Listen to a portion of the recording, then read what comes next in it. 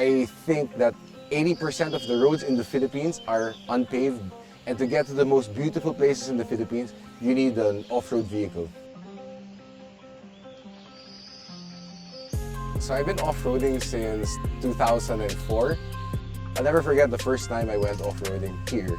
The river was much higher, and that night when I was sleeping, all I could dream about was just the water going under the car and the car bombing. You'll never forget your first off-road experience.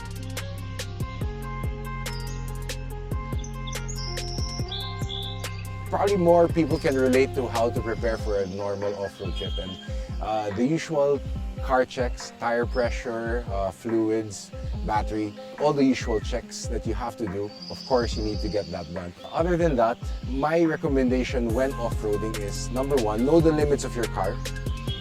Number two, know your personal limits. I actually recommend when you first get a car, don't go all out and just change everything right away.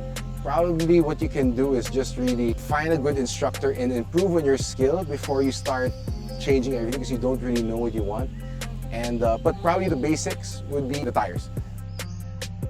The tires that you buy should match what you do. So if you're never going to go off-road, it doesn't really make sense to buy the hardest core tires. Me personally, what I choose is a balance between off-road and on-road performance, because you're not naman off-road all the time.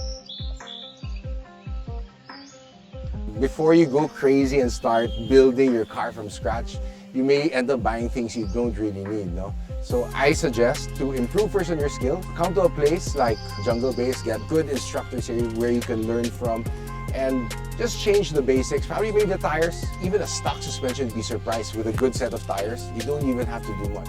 So you spend right on the proper tires and you'll be able to already do a lot. Maybe you'll already be able to maximize your own skill and the car's capabilities. Please remember, off-road is a serious sport and things can go wrong, so be careful. So I actually highly recommend that before maximizing your expenses, I recommend to maximize your skill first.